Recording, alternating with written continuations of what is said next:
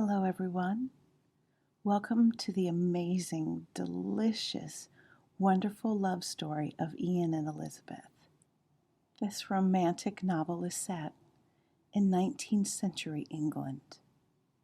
This is the first part.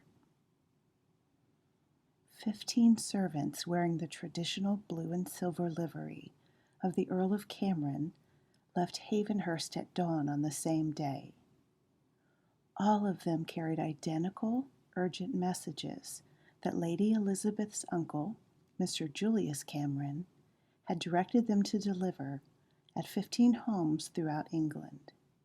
The recipients of these messages all had only one thing in common. They had once offered for Lady Elizabeth's hand in marriage. All 15 of these gentlemen, upon reading the message, exhibited shock at its contents.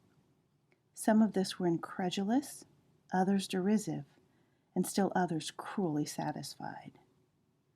Most promptly wrote out replies declining Julius's outrageous suggestion.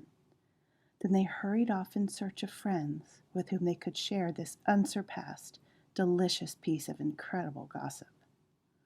One recipient reacted differently. One of the invitations was forwarded from Ian's London townhouse to Montmain, his country estate, where it appeared on his desk among a mountain of business and social correspondence awaiting his attention. Ian opened Julius Cameron's missive while he was in the midst of rapid-fire dictation to his new secretary, and he did not take nearly so long to make a decision as the others. "This," said Ian curtly, "was sent to me either by mistake or as a joke. In either case, it's in excruciatingly bad taste." A memory of Elizabeth flickered across Ian's mind. A mercenary, shallow little flirt with a face and body that had drugged his mind. She'd been betrothed to a viscount when he'd met her. Obviously, she hadn't married her viscount. No doubt she'd jilted him in favor of someone with even better prospects. The English nobility, as he well knew, married only for prestige and money. Evidently, Elizabeth's relatives were putting her back on the marriage block. If so, they must be eager to unload her if they were willing to forsake a title for Ian's money. This note was obviously a stupid prank, perpetrated, no doubt, by someone who remembered the gossip that had exploded over that weekend house party. Someone who thought he'd find the note amusing. Completely dismissing the prankster and Elizabeth Cameron from his mind, Ian glanced at his harassed secretary, who was frantically scribbling away. "No reply is necessary," he said. As he spoke, he flipped the message across his desk toward the secretary, but the white parchment slid across the polished oak and floated to the floor.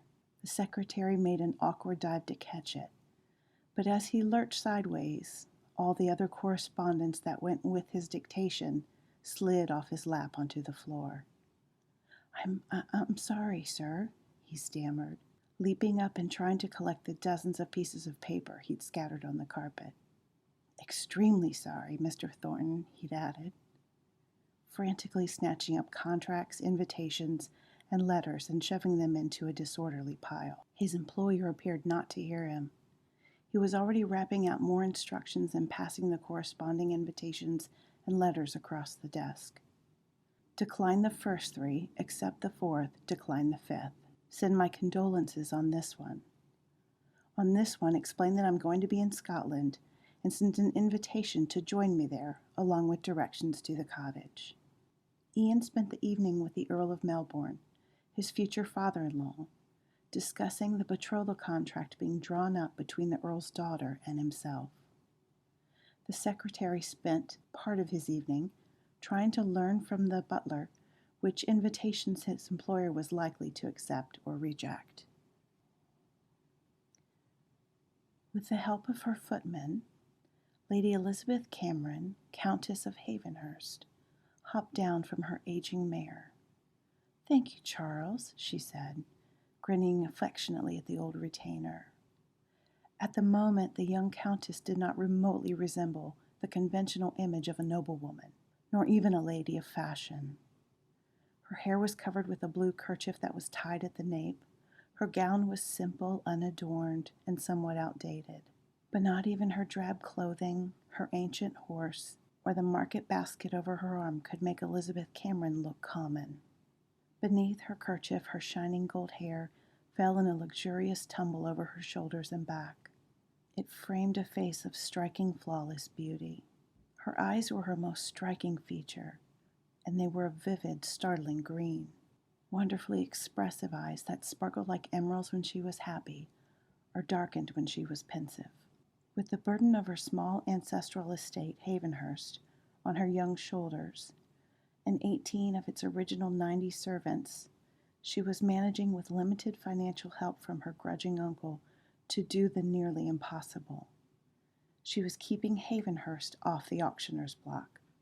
The only luxury Elizabeth permitted herself was Miss Lucinda Throckmorton-Jones, who had been Elizabeth's duenna and was now her paid companion at severely reduced wages. "You have a visitor," the footman said. It was Alexandra Townsend, her dear friend. She came into the room, and they stood still, uncertain, each one noting the dramatic changes in the other in the past year and a half, each one wondering, a little apprehensively, if the changes went too deep. In the silent room, the ties of childhood friendship and long-standing affection began to tighten around them. Soon they were flinging their arms around one another in fierce hugs. "Oh, Alex, you look wonderful. I've missed you so," Elizabeth said, laughing, hugging her again. To society, Alex was Alexandra, Duchess of Hawthorne. "Oh, Alex, you look wonderful. I've missed you so," Elizabeth said, laughing, hugging her again. To society, Alex was Alexandra, Duchess of Hawthorne. But to Elizabeth she was Alex, her oldest friend in the world. The friend who'd been on a prolonged honeymoon trip and so was unlikely to have heard of the awful mess Elizabeth was in. "What shall we talk about?" Alex asked. "You," Elizabeth said promptly. "And tell me about London," Elizabeth said when Alex ran out of conversation about foreign cities. "What do you want to know?" she asked, sobering. Elizabeth leaned forward in her chair and opened her mouth to ask the question that mattered most to her, but pride prevented her from voicing them. "Oh, nothing in particular," she lied. "I want to know if my friends ridicule me or condemn me, or worse, if they pity me," she thought. "I want to know if it's common gossip that I'm penniless now. Most of all, I want to know why none of them has bothered to visit me or even to send me a message." A year and a half ago, when she'd made her debut, she had been an instant success, and offers for her hand in marriage were made in record numbers. Now she was an outcast from that same society that had once imitated, praised, and petted her. Elizabeth had broken their rules, and in doing so she had become the focus of a scandal that had raged through society like wildfire. In regard to the scandal, Alex said, "I've heard the whole sordid story, and I don't believe a word of it. Furthermore, I want you to come to London for the season and stay with us." Leaning forward, Alex took her hand. "For the sake of your own pride, you have to face them all down. I'll help you. Better yet, I'll convince my husband's grandmother to lend her consequence to you. Believe me," Alex finished feelingly, but with a fond smile, "no one will dare to cut you if the Dowager Duchess of Hawthorne stands behind you." "Please, Alex, stop. You don't know what you're saying. Even if I were willing, which I'm not, she would never agree.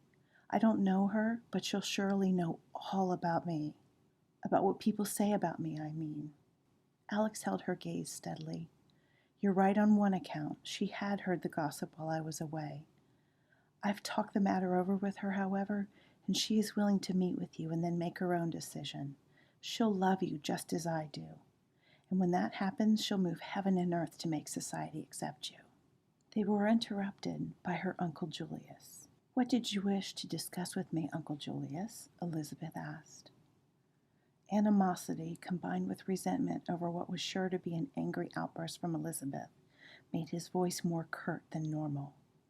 "I have come here today to discuss your impending marriage." My My what? Elizabeth gasped, so taken aback that her tight facade of dignity dropped, and for a split second she looked and felt like a child. I believe you heard me, Julius said brusquely. I've narrowed it down to 3 men. 2 of them are titled, the third is not. Since titles were paramount to your father, I shall choose the man with the highest rank who offers for you, assuming I have such a choice to make. How, Elizabeth asked, did you happen to select these men?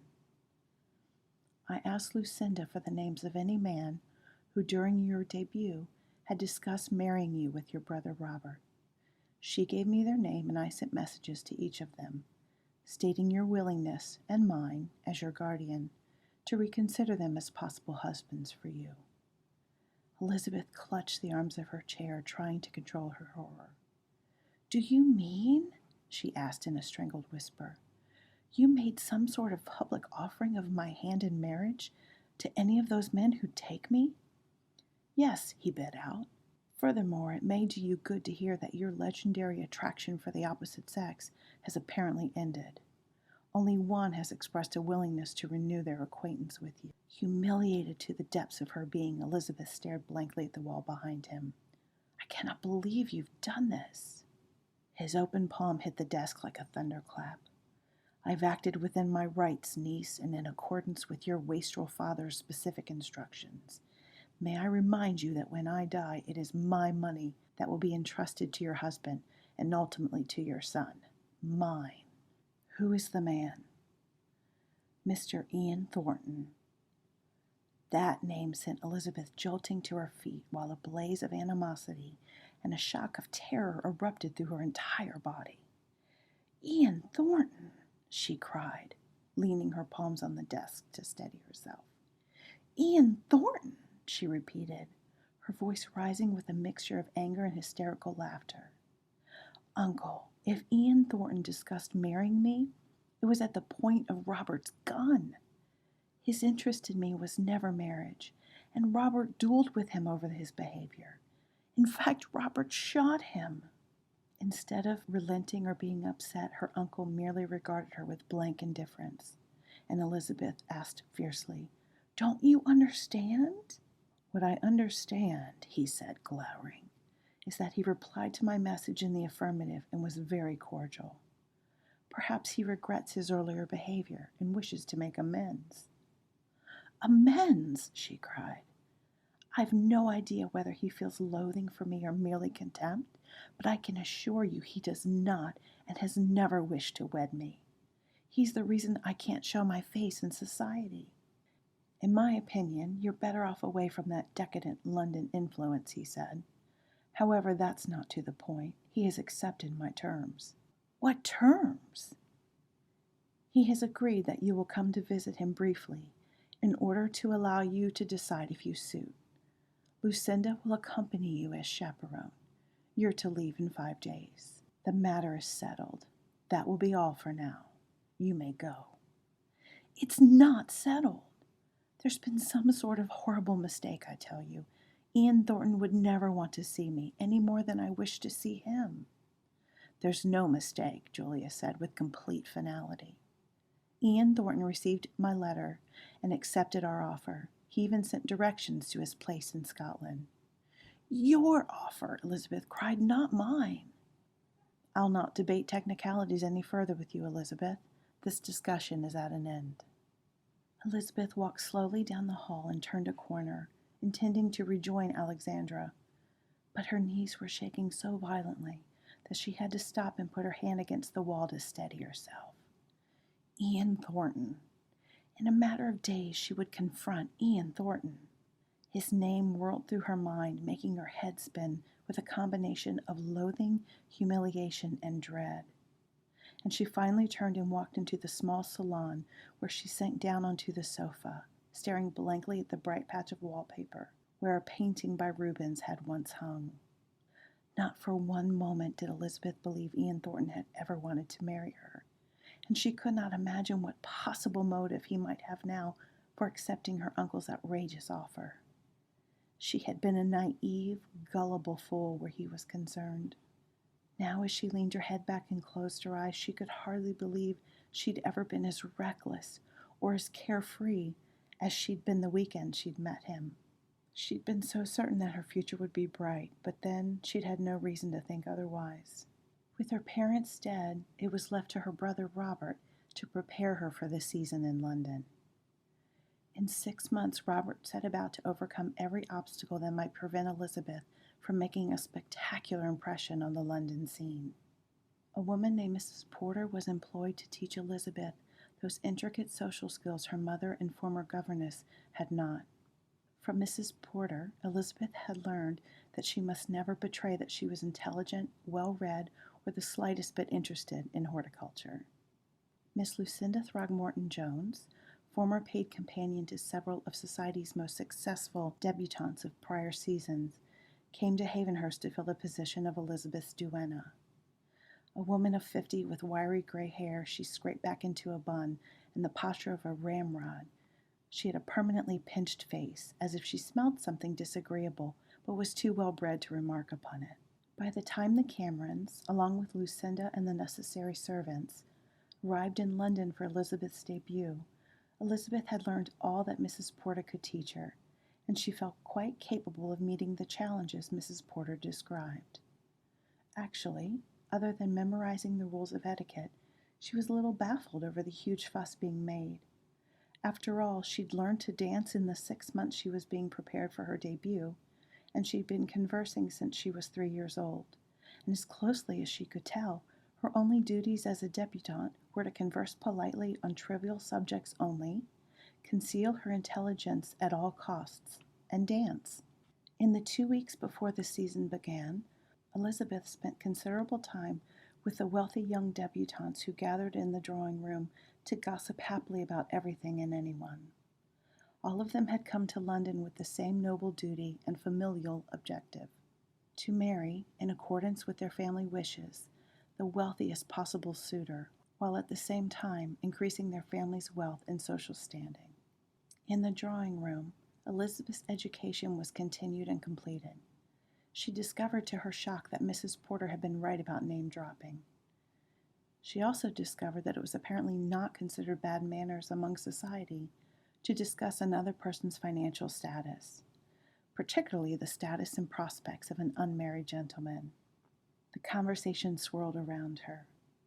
Lord Peters is an excellent catch. Why, he has an income of £20,000 and every prospect of being named heir to his uncle's baronetcy if his uncle dies of his heart ailment, when there's every reason to expect he will, one of the girls had announced.